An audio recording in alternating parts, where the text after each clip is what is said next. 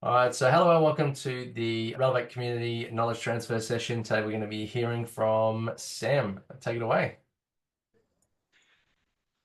Any quick story or quick education from a military person always starts with a story, right? So the pictures you can see there very quickly is an infrared camera picture of somewhere in the Middle East. And that is pretty much where my bread and butter lived when I was operating on Super Hornet jets in my past life. On the right-hand side is what it looks like out the front cockpit when you're strafing at night. So, oops, sorry, just getting rid of my...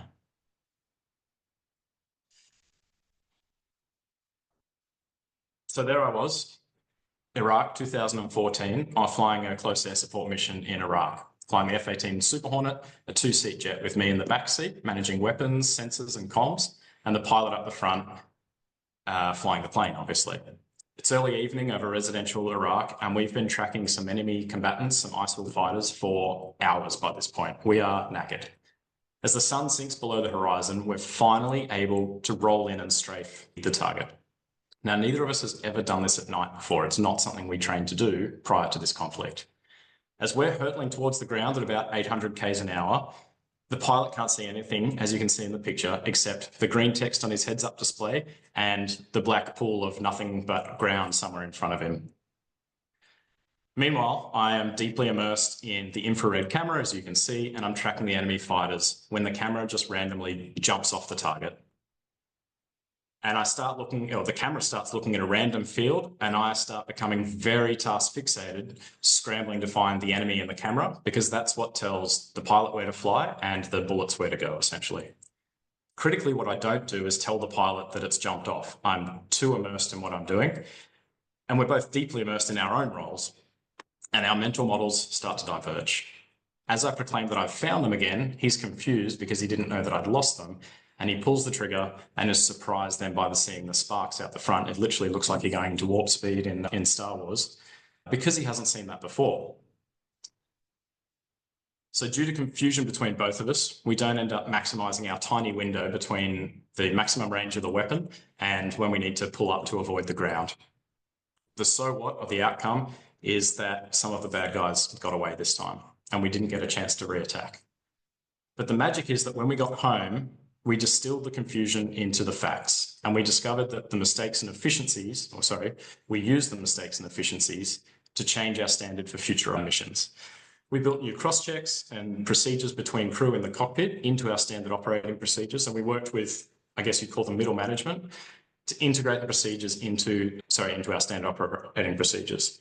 We were the first guys that we know of in the RAF to strafe at night or in conflict since the Vietnam War, and we were the first to stuff it up on the very first time. But it was the organisation that learned from our experience, not just the two guys in the cockpit. And that's really what we're going to dig into today. And it's the value of a debrief done right, is not just fixing mistakes for individuals, but refining the process so that you don't need to keep repeating the process keep repeating mistakes as people encounter the same or equivalent challenges time and time again, which will occur. That process of debriefing with trust, humility, and rigor, which was just part of our every single day of our lives in that world, where a simple 1 hour mission, a training mission, would involve typically about 2 to 3 hours of briefing and debriefing. Because maximizing the learning for us, as corny as it sounds, really was a matter of life and death. So that's what we do at On Target now. We're all previous senior instructors who taught the art of debriefing to the fighter world, and we now teach these and other principles to business teams in typically full-day workshops. But today, you're getting a sneak peek in 15 minutes, and I promise you'll leave with at least one tool to make tomorrow's conversation just a little bit sharper, more honest, and more effective. And we'll take questions at the end.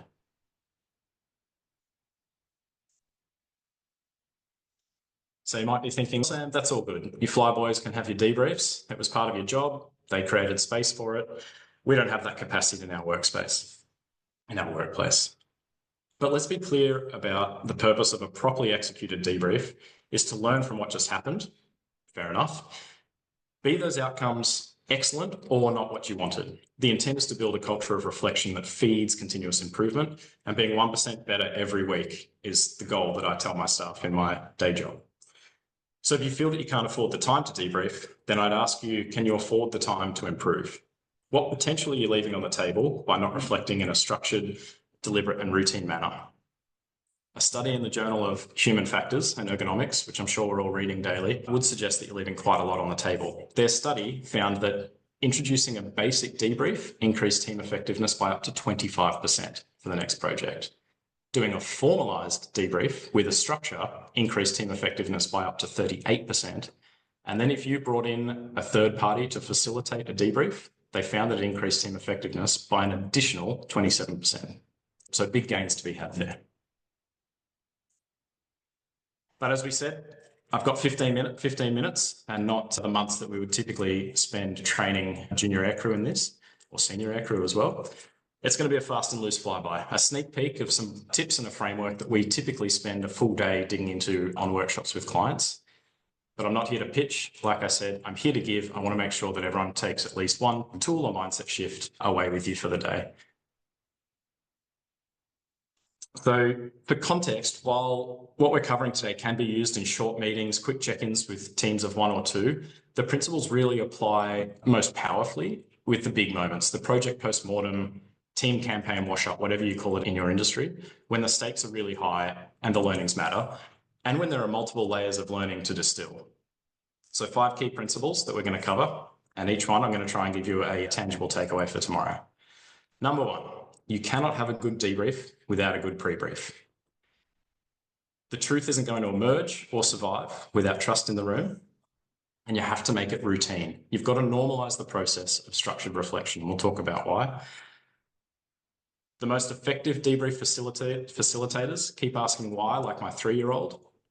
And finally, make sure the lessons identified in the debrief become lessons learned, because all too often the lessons are left in the meeting room. And so diving into the first principle, like I said, it actually starts before anything happens. It's the part people skip most often in the fighter world as well, but it's also the part that's going to make or break your debrief. You've got to define success. So most people, again, or we see time and time again, that people think the debrief is the meeting after the thing, that it starts when everyone's in the room together, it's an afterthought, but it's not. Because a good debrief takes real preparation, and it starts with that good brief or project kickoff, or again, whatever the equivalent might be in your industry. In our fighter aircrew backgrounds, if we hadn't clearly defined what success looked like before we went wheels up, then we knew we would just be guessing. We wouldn't say, for example, hey, today we're going out and we want to win, because that's not quantifiable. We would say our aim today is to degrade the enemy's ability to defend their high value asset of X. And we would then provide objectives or KPIs that would determine how we measured if we'd succeeded our aim. For example, we need to hit 100% of our priority 1 targets. And to do it within the risk allocated to us, we need to make sure that we don't lose any blue jets or good guys are not shot down while we achieve it. So if you translate that into the business world, you've got to give your team a clear aim. What are we there to achieve? And what does this contribute to the bigger picture?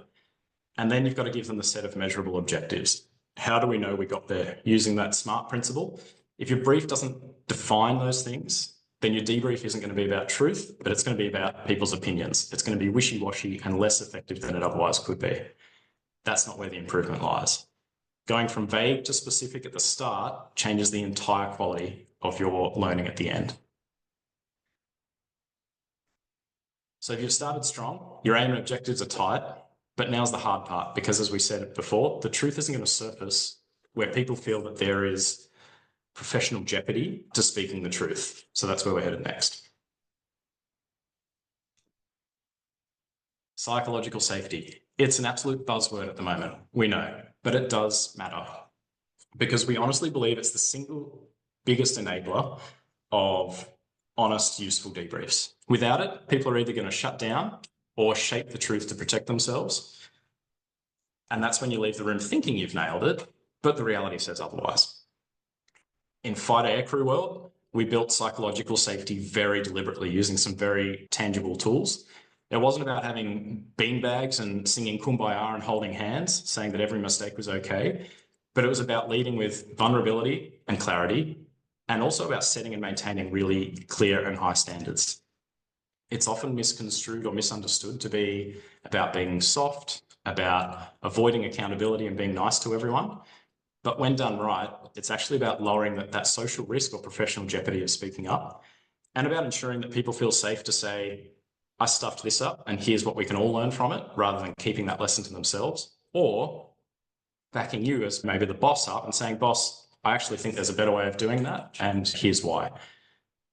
So if you want the truth in the room about what went wrong, what went right, and most importantly, why, then the leader sets the tone in the room by how you respond to your team. Not by having all the answers, most importantly, but by asking the right questions and showing the team that you're human too. We actually end up spending entire sessions with business teams unpacking this stuff, and we were pretty surprised with our first few clients how much attention this got. Given it was so normal and every day in our workplace, yeah, it just really surprised us how people are like, oh yeah, tell us more about that. And we've gone big rabbit warrens. So now we've got a full package because it's such critical and a fragile enabler of high performance. In fact, the picture you can see up there is the closing slide to a keynote that we gave last year to one of Australia's major financial institutions on how building psychological safety isn't just good for mental health, and oh, by the way, it's now an OHS requirement as well, but it's critical for teams' performance. So the room's safe, you've got awesome objectives and an aim, but what are the people actually going to talk about? And that's where we come to routine and structure. Okay, this picture up here it looks like a pretty shoddy picture, but it's literally a photo of the piece of paper that I used to keep in my knee pad book, the thing that sat on my knee while I went flying with all of my flying information. And I would pull this out at the end of a flight and it would be my structure for a debrief. It's an elaboration on a standardized structure that everyone in our community used. A good debrief has structure. The same scaffolding every time so that people know the rhythm. We don't wing it in fighter aviation, and you shouldn't either in your world, because when people know the framework, they focus less on how to contribute and more so on what to contribute, and they can come in very easily prepared, knowing the structure and the information that's going to be elicited through the debrief. So a few things to note for you to note out of mine. I know it's probably a bit hard to read the type in there. You start by reminding, if I click, you start by reminding everyone what you're there to assess. What were our aim and our objectives, and that frames the discussion to come. Next up, we actually debrief the brief as one of the first things we do. I know at this point you're thinking, bloody hell, these guys would debrief the way they put the pants on in the morning if they could, and probably some of us would. But the brief sets the tone. It's a really critical part of execution and an effective debrief. And what you might not be able to see in there, but the prompts that I have under the bolded heading are, with the benefit of hindsight of having executed the mission now, or the project, did it become evident that there were omissions in the briefing? There were misunderstandings, things people thought they were doing what the brief said, but they actually weren't, or areas that required further clarity, again, with the benefit of hindsight, because now we can learn that and the briefer can do a better job next time. We'll talk next about debriefing the execution. And then finally, typically there's going to be a heap of information coming out of this debrief, right? We need to triage for people's memory and wrap up. We talk about the big three. If someone could only leave the room remembering 3 lessons out of that debrief, what should they be and how should they improve those things? And we'll talk more about making those lessons stick in a moment.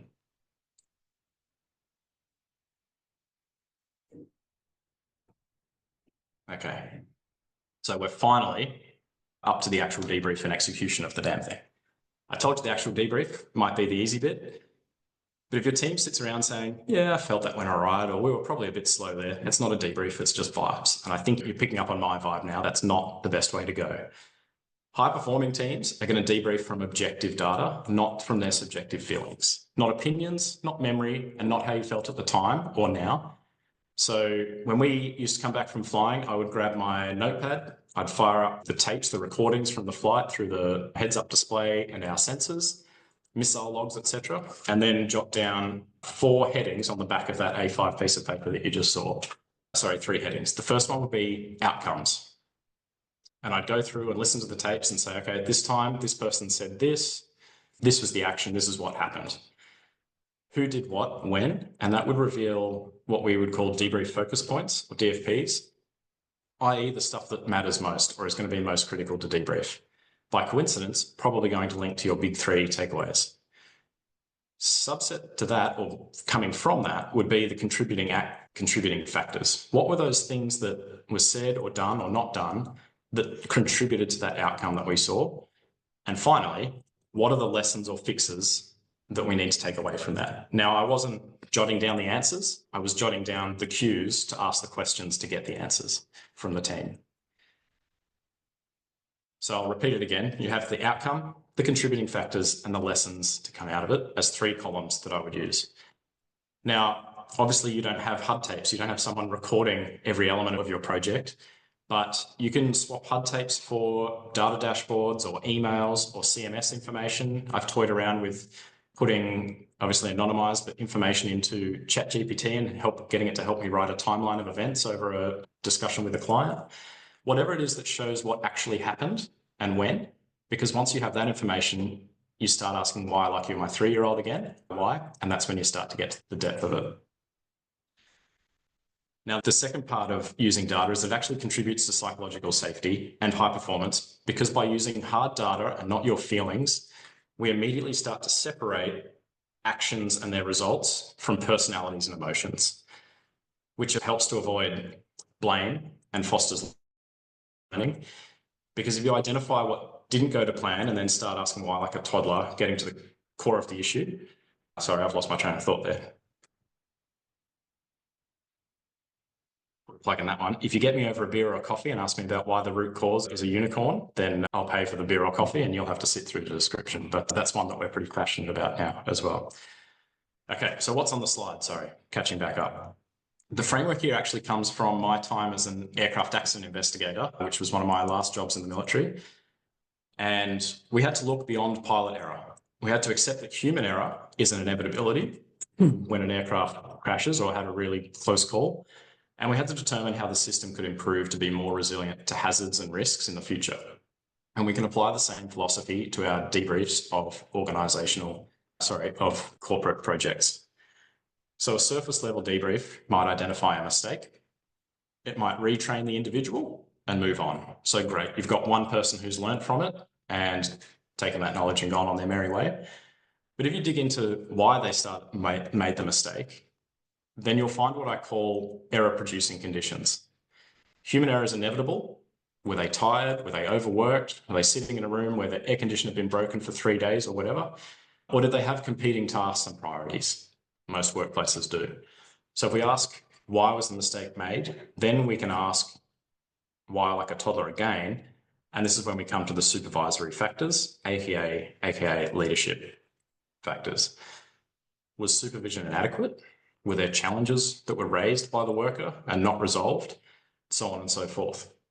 More often than not, if you ask why one more time from there, then you finally come to systemic organizational influences. And that's where you get the learning that goes to all the people in the team and the ones to come after them, rather than just that single individual. I'm almost there, Egon.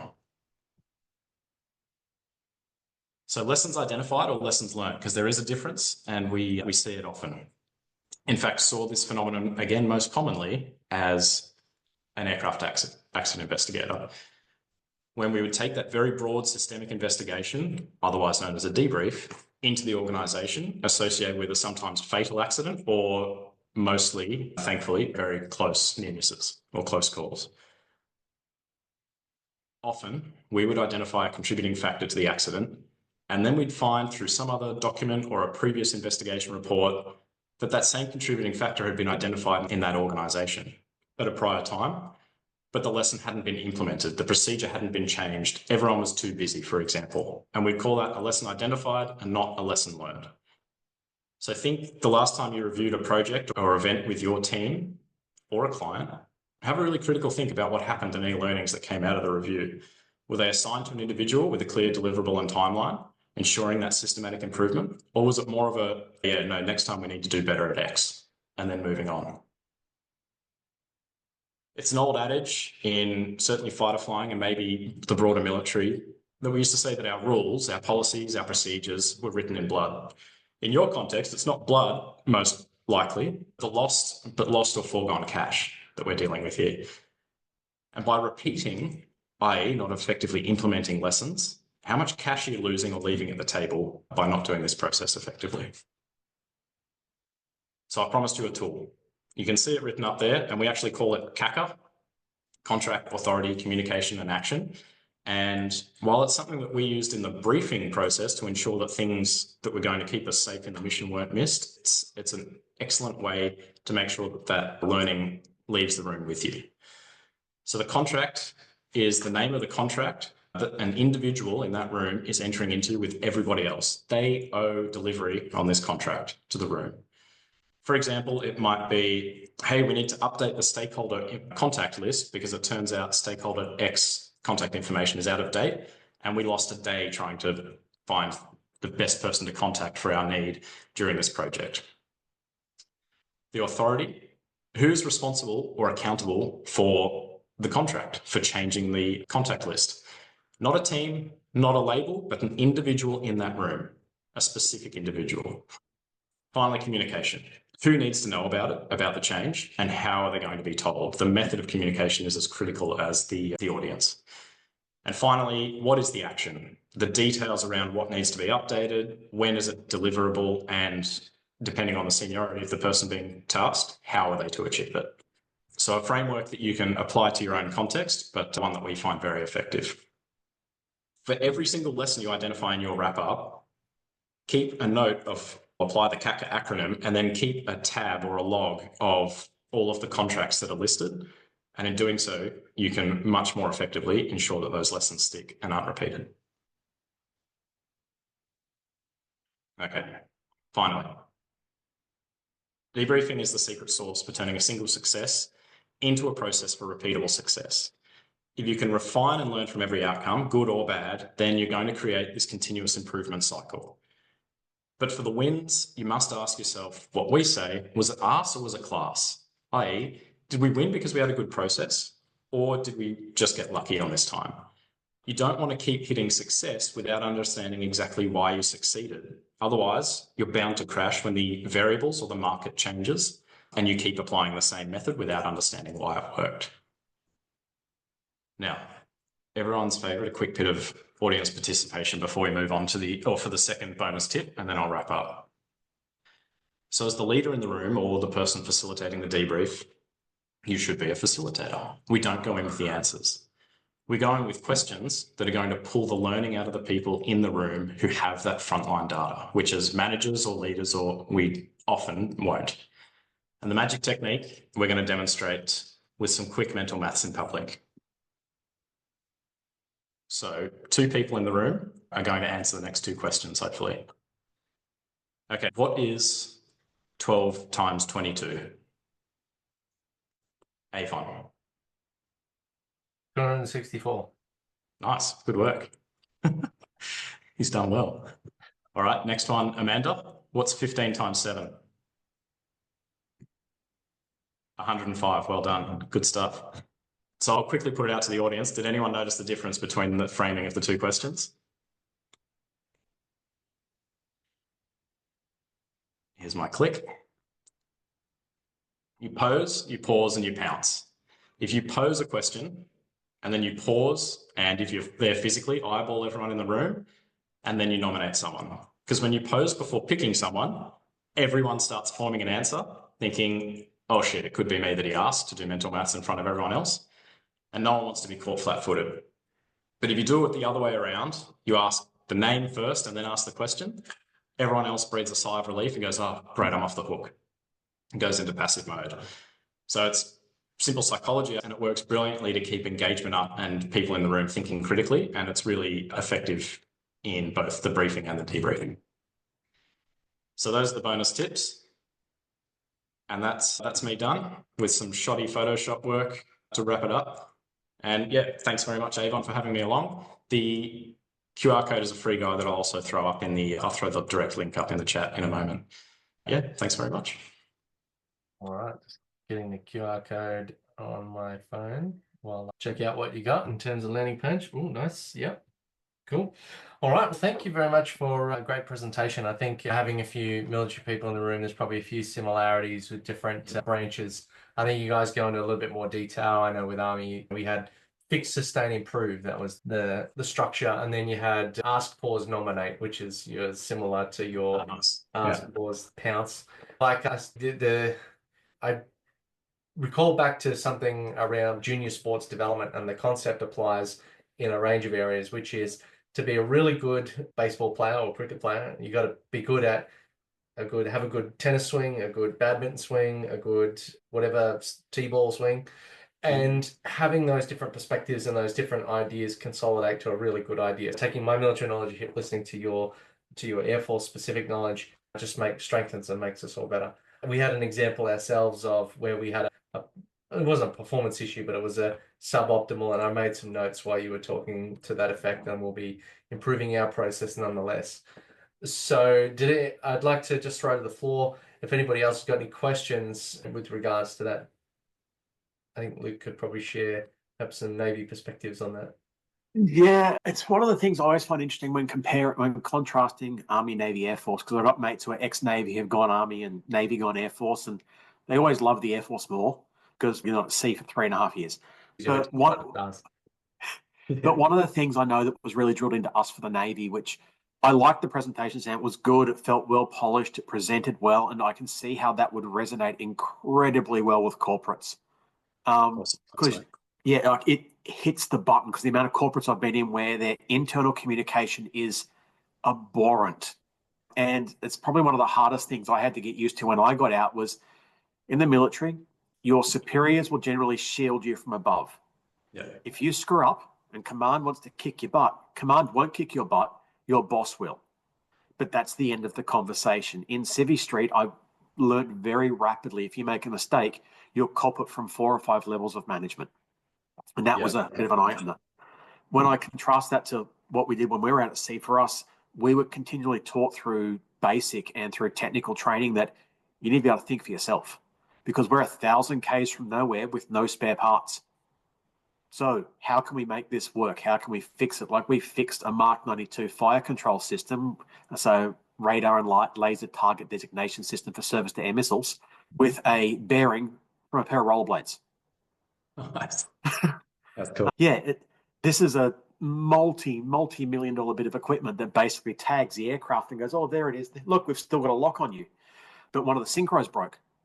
And we're going, what does it look like? How does it work? And yeah, it's being flexible and adaptable and knowing how to respond and looking at it through that lens and knowing how corporates work, considering it's been 20 years now I've been out, I can see this landing really well.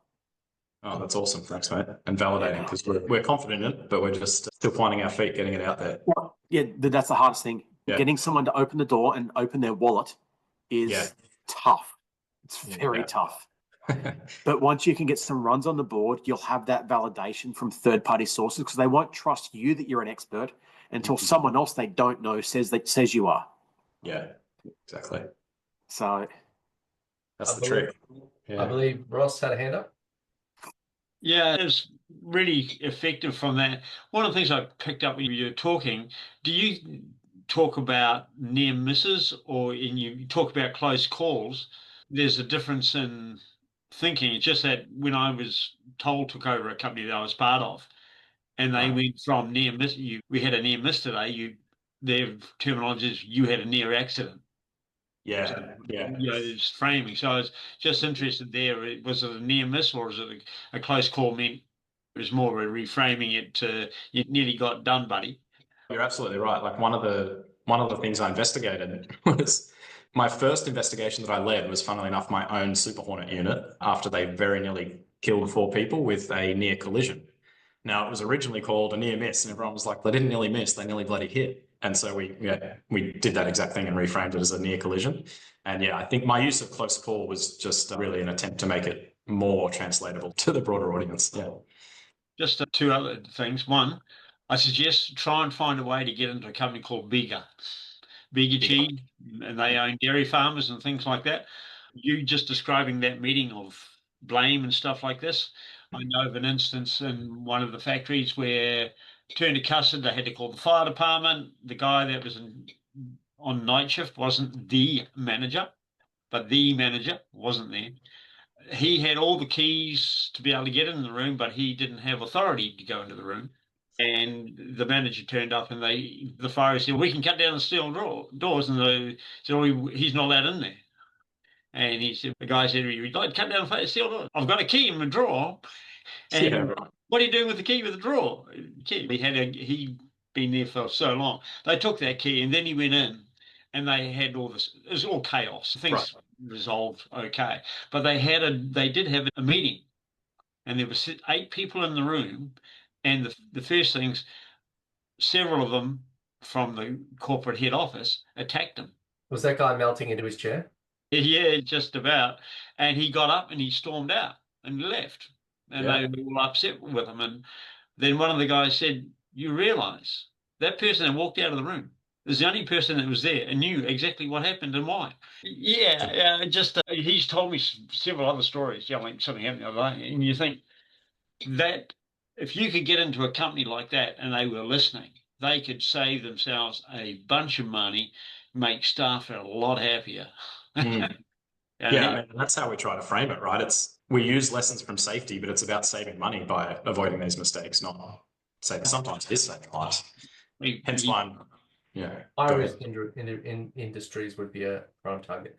Yeah. Luke, we've got to That's right. I thought of something else. So thinking about what you were talking about, the approach to analyzing the problem, breaking down the problem, responding, communicating, uplifting, reskilling, whatever else is necessary.